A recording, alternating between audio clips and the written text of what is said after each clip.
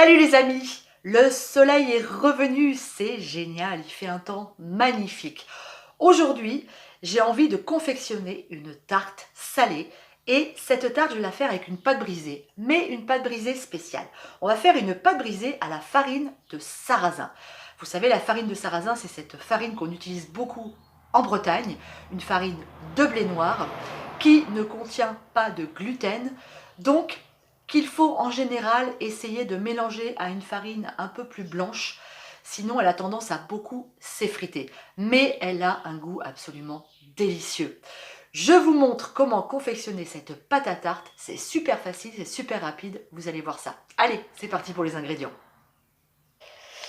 Pour ma pâte brisée, je vais avoir besoin de 125 g de beurre salé, beurre breton, de la farine de froment, 125 g, de la farine de blé noir, 125 g, et un petit peu d'eau.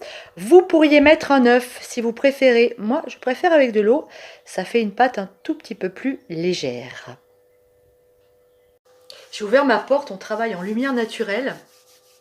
C'est très sympa, on entend les oiseaux, mais on entend aussi les voitures. On a beau être à la campagne, on a des voitures. Je vais travailler ma pâte avec mes 10 petits doigts. J'ai un petit coup de gueule à pousser par rapport à certains commentaires.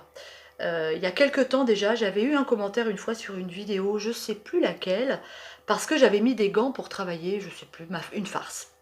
J'avais mis des gants parce que je m'étais fait une blessure et que j'avais pas envie de mettre mes microbes dans ma pâte. J'avais eu un commentaire, oui, il faut pas mettre des gants, t'es pas dans une cuisine industrielle, les gants c'est dégoûtant, patati patata. Ok. Et la dernière fois, là, il y a 2-3 jours, j'ai un commentaire parce que quand Thierry a fait sa pâte à crêpes bretonne, il travaille avec ses mains, sans gants, sans rien. Et là, le commentaire, oui, c'est dégoûtant, tu travailles sans gants, tu mets dans la pâte tes desquamations de peau, tes cochonneries que tu as sous les ongles. Eh, attendez les gars, faut se calmer quoi. Déjà, avant de cuisiner, on se lave les mains, ok? Et après, on travaille avec nos mains. Mais la plupart des cuisiniers travaillent avec leurs mains. On ne met pas tous des gants pour bosser dans notre cuisine, chez nous, à la maison quoi. Donc ce type de commentaires, franchement, gardez-les pour vous.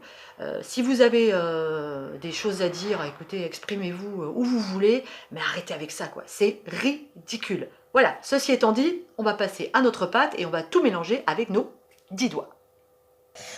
Le beurre, il a fallu absolument le sortir bien avant pour qu'il soit extrêmement mou, voyez, et qu'on puisse le travailler. Ok, j'aurais pu le couper en morceaux, je ne l'ai même pas fait. Alors ici, on a donc nos 2 farines. On voit la différence de couleur, je pense déjà. Ouais.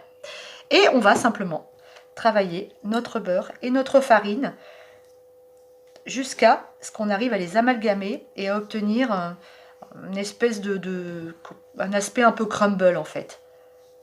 Donc on va bien travailler ça.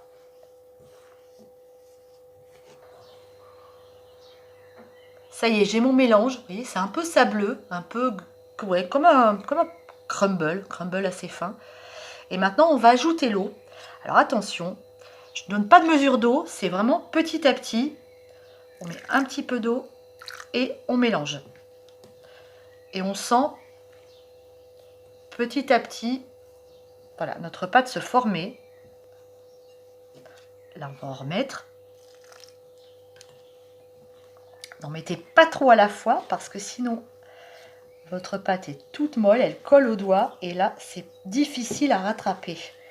Là, on va être pas mal.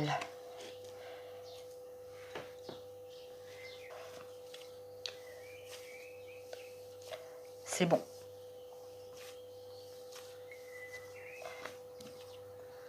Alors après, c'est pas la peine.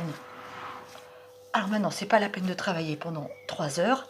Ma pâte, elle est prête, elle est formée. Vous voyez la rapidité de l'opération. Regardez la couleur de cette pâte. On va faire une jolie boule.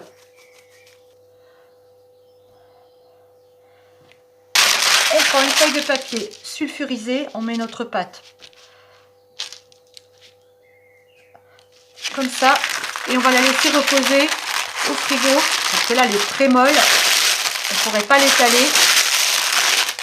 et elle part une petite heure au frigidaire. Et voilà, c'est fini pour aujourd'hui. Simple, rapide et efficace. Si vous êtes très sage, vendredi, je vous montre comment utiliser cette pâte. Bisous les amis. Ciao, à vendredi.